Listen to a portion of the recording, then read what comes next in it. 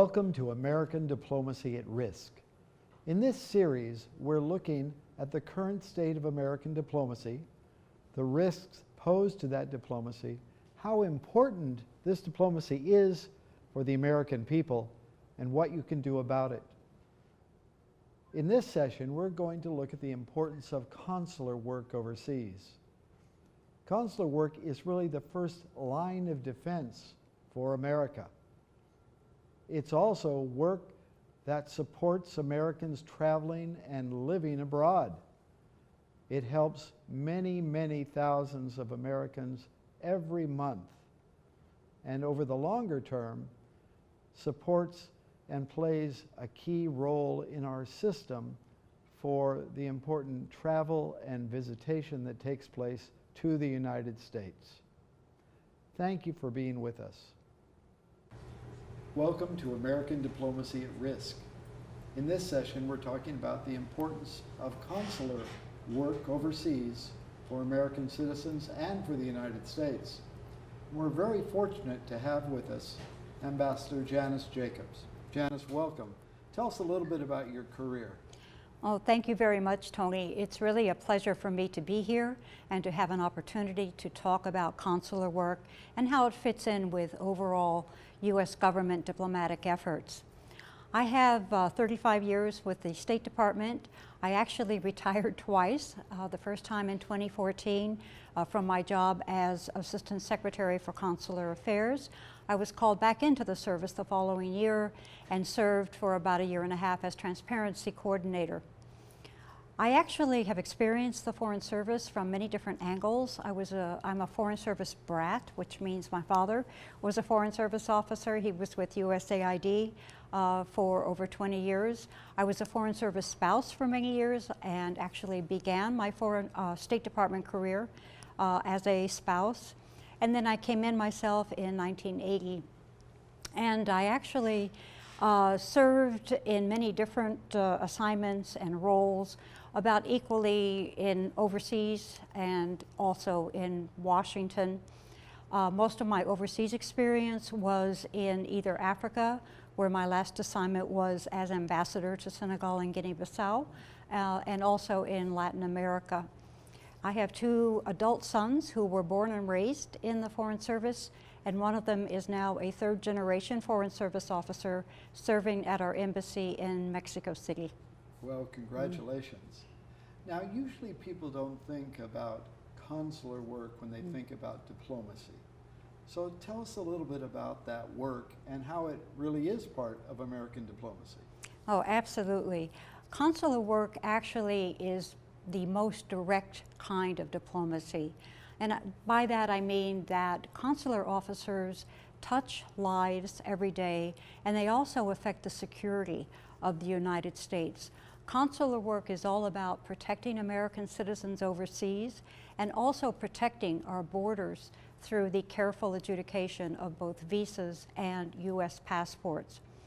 And what's really interesting is that consular issues often become hot topics. They're often in the news, whether it's keeping terrorists out of the United States or deciding how to handle individuals who are in the country without proper legal status. And while those policy decisions will be decided by Congress, the White House, ultimately the American people, all of the answers, the solutions to those problems will have resource implications for the State Department and for consular sections overseas. But consular diplomacy, more than anything, is about how consular customers are treated. Oftentimes, the experiences that people have in our consular sections will affect their entire view of the State Department. So they're really public diplomacy officers also, in that they're shaping the public's view of the United States. That is absolutely right. It's not just what consular officers do, but how they do it. About 95% of people going to an embassy or a consulate overseas are there for a consular service. And while consular officers are taught to treat everyone who comes in for a service, whether it's an American citizen or a visa applicant, it's very, very important that people are treated with great respect. Even if a visa, for example, is refused, the officer has to be able to explain that denial in a way that allows the visa applicant to keep his or her dignity intact. And so, as I said, it's really not just what we do, but how we do it. And if we are in the business of good customer service, we're doing a good job. But if we are treating visa applicants rudely, we are very apt to get an angry call from the host government's foreign ministry, or it can actually affect how people view the State Department back here in the United States. So it is very, very important for consular officers to understand the important role that they play in supporting not just diplomacy, but public diplomacy. Consular officers play a huge role in presenting a positive image of the United States. And if I understand, in visa work, there are really two important sides of that. On the one side, there's the security question. You don't want to let the wrong people in. On the other side, you want to let good people in, and that has big economic benefit for the United States. Say a little bit about that. No, that is absolutely true. Visa adjudication, of course, is one of the key functions that consular officers carry out. And it is absolutely true that they have dual responsibilities when doing so. They are there to serve as the first line of defense to protect U.S. borders, but at the same time, they are there to facilitate legitimate travel to the United States, and that is very, very important for our economic security, which I'll explain in just a second. Consular officers, when they're doing visas, have to be very careful about screening visa applicants, and we do that in very close coordination with the Department of Homeland Security, or DHS, and other agencies who help us with that screening. In fact, we have a very close partnership with the Department of Homeland Security. They actually play a role in setting visa policies, so very important for us to have a good working relationship with that agency. As I said, though, we do have another responsibility, and that is to facilitate legitimate travel. And let me give you just an idea about some of the numbers involved with that. The most recent statistics published by the Bureau of Consular Affairs show that about, in 1 year, 13 million non-immigrant visa applications were adjudicated.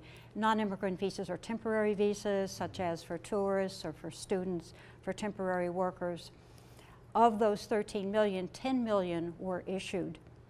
And according to the Department of Commerce, there were about 75.6 million international visitors to the United States in calendar year 26.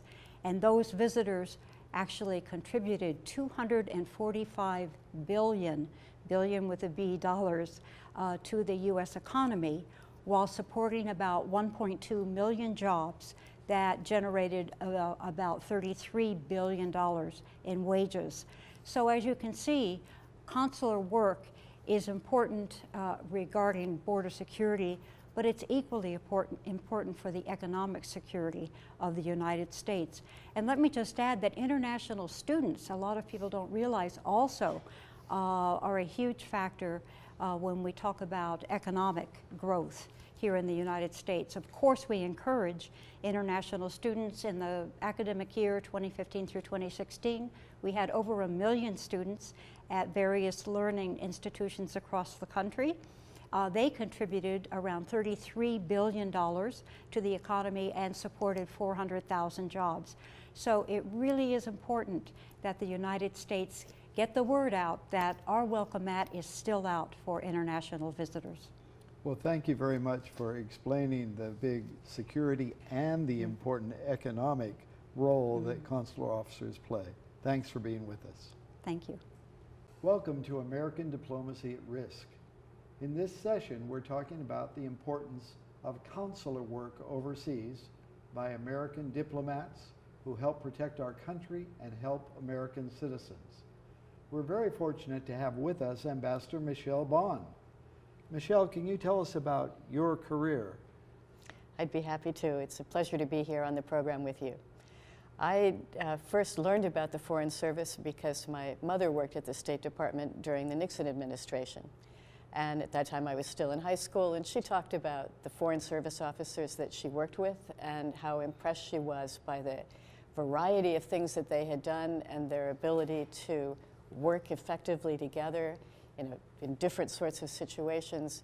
She said, "These are smart, fun people. They're great to work with, and I think you'd be good at this." So I worked for the department during the summers while I was in college. The first time I worked on a crisis involving Americans overseas was the invasion of Cyprus in 1974, when I was still in my teens.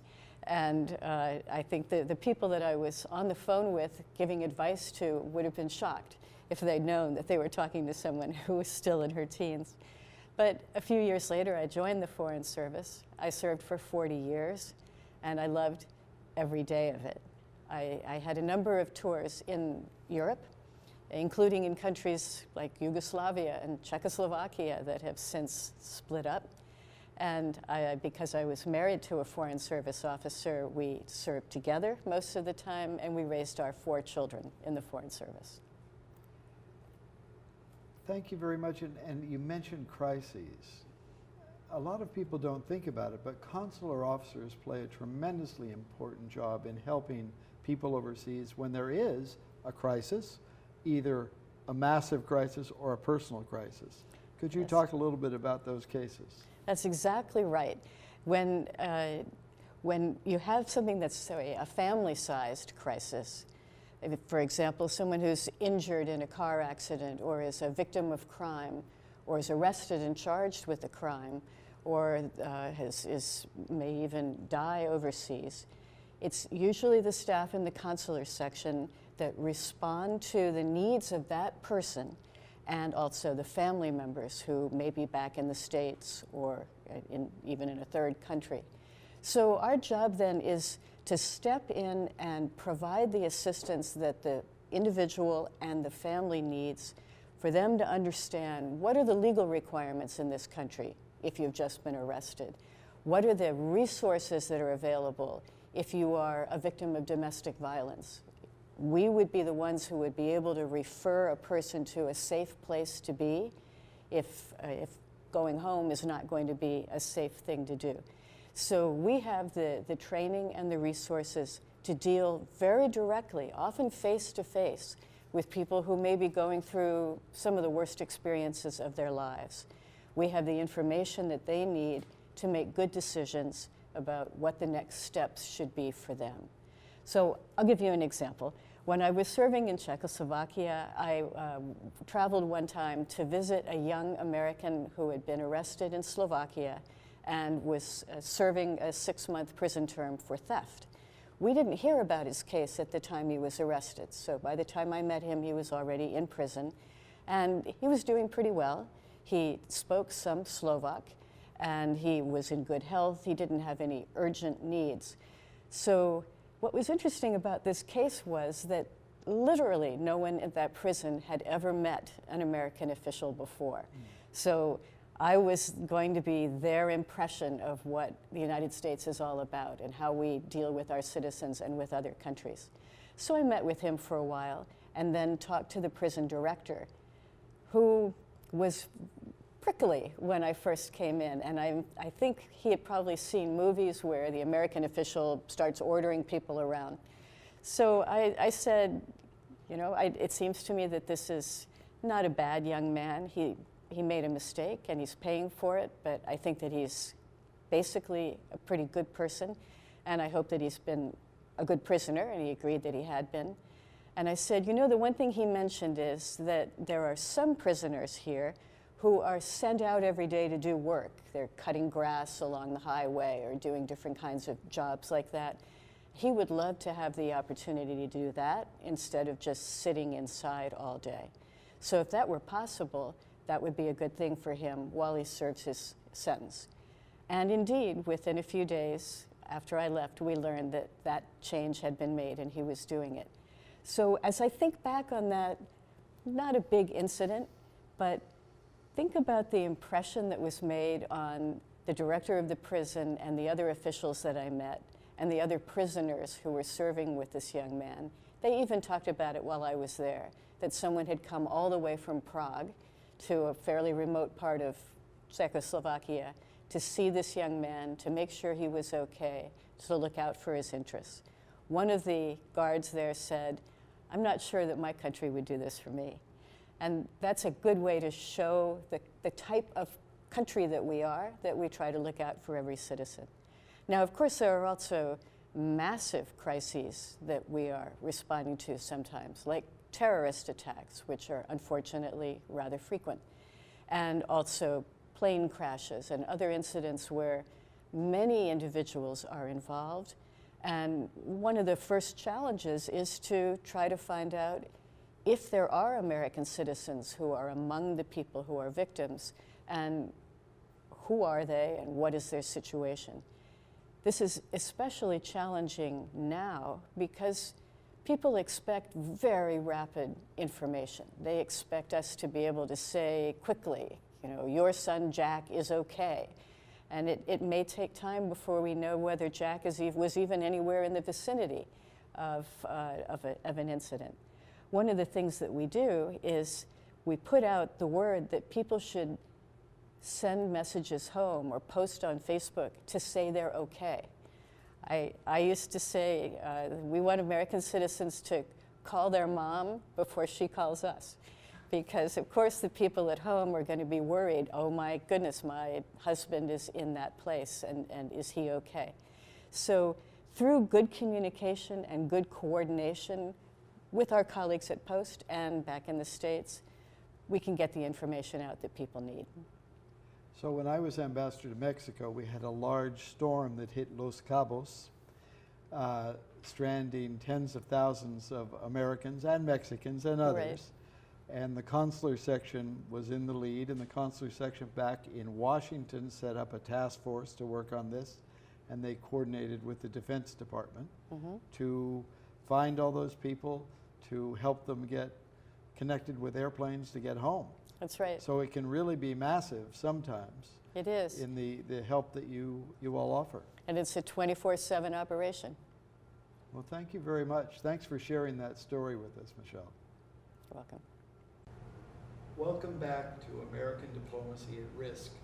In this session, we're exploring the importance of consular work overseas for U.S. citizens and for the United States. Janice, could you talk a little bit about what we need to meet the consular challenges in this century?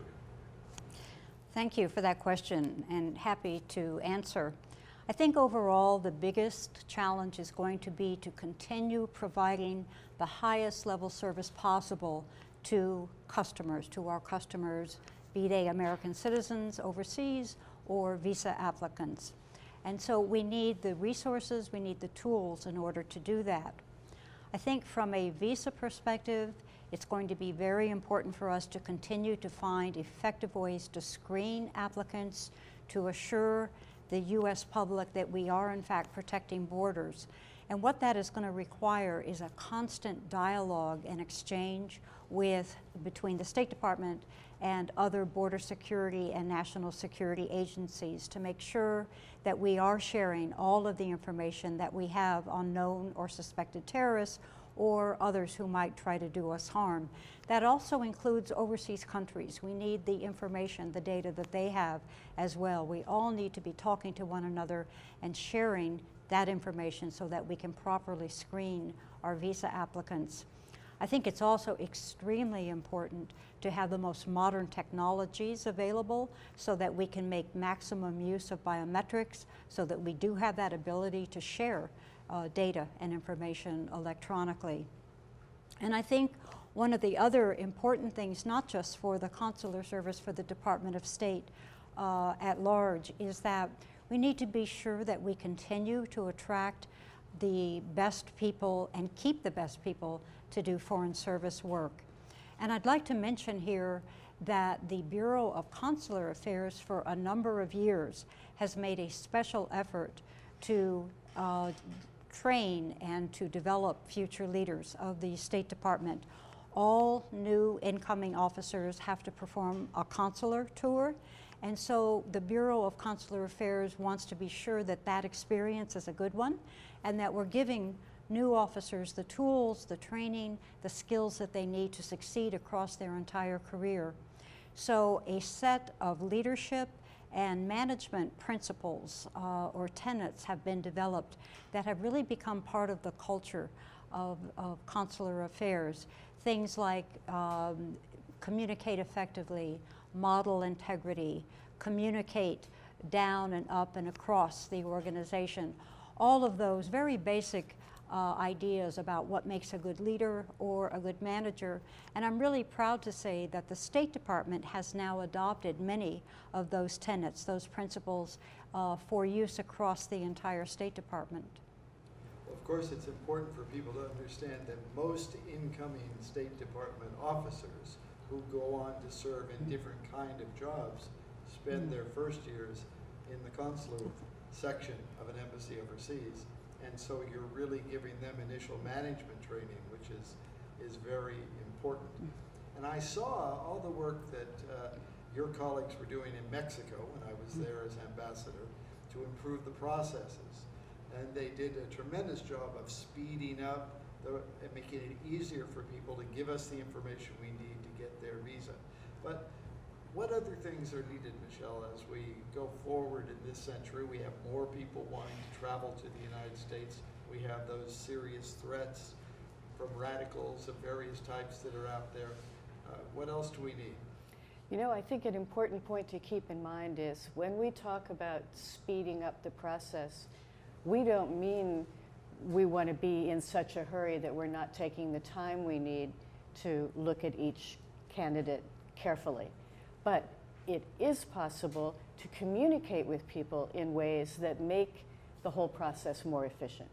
For example, in the olden days when we couldn't communicate with people as easily, people would just show up at 7 o'clock in the morning and line up outside and wait to come in, and when we had as many in as we could handle, we sent the rest of them home. Now people come in with appointments, and now we have ways through the internet to give them very clear instructions on what they need to bring with them. If you're going to register the birth of your American child, what exactly do you have to bring with you? We consider it to be a process foul if someone has to come back a second time because there was something they didn't know to bring with them the first time they came. We don't want to waste people's time, and we don't want to waste our own time. We want to be able to give really good and efficient service. Nowadays, more than 40% of American citizens have passports, and that's a big increase compared to 15 years ago. And that's a great thing. Americans are traveling. They look at this thing and they say, this is good for 10 years, and they start thinking about the trips they want to take. And what we're seeing is that Americans are traveling not just to traditional places that you might think of, but to far more remote and exotic and places, and that's a good thing too.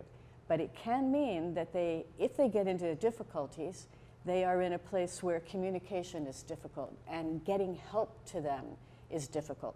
And that's one of our priorities now, is to make sure that we have ways to communicate and respond, to send instructions, to send help, even when people are in places where there's no Wi-Fi or there are other things that interfere with what they're used to using for communication. So we need to invest resources in our technology as well as in our human capital, as well as in our people. That's right. It's fundamentally important that we have people serving overseas too. There's a lot you can do remotely to send information and guidance, but you need people who are there on the scene, who can deal directly with local officials, who speak the language, who are able to intervene and make the kinds of decisions that need to be made in a short-term way during a crisis. You can't have just a template and say, this is what you're going to do in a hotel fire, because it's going to depend on what the situation is in each hotel fire. So we have to have people who are trained and experienced and on the ground in these countries. And that's something that shouldn't be cut back in dramatic ways. We could certainly see that when that big storm hit in Los Cabos. You needed to know the officials to be able to go work with them, and that doesn't come in just a phone call. You had to have already developed that knowledge, and they had to know who you were. Right. And that makes a big difference. It's a matter of building trust and also having a clear sense of what they're going to be doing and how we can work together and build on each other's strengths. Well, thank you very much. It's been a great pleasure to have two such experienced and accomplished consular officers and ambassadors of the United States with us this evening. Thank you. Thank you. Thank you. In this session of American Diplomacy at Risk, we've explored the important role played by consular officers overseas as the first line of defense for America and as the first line of reception and welcome for the 76 million tourists who come to the United States each year and spend some $245 billion. It's a vital role for the welfare and protection of America. This is a strong reminder that we need a strong diplomacy. We need to fund that diplomacy. We need adequate budgets to allow us to facilitate travel, protect Americans, and do all the other important work that diplomats do to open markets, to find solutions to problems. You can make a difference. Call your senator or congressman and urge that American diplomacy be funded well. You can get more information by looking at American Diplomacy at Risk on the World Wide Web, on Facebook, and on Twitter. Thanks for being with us.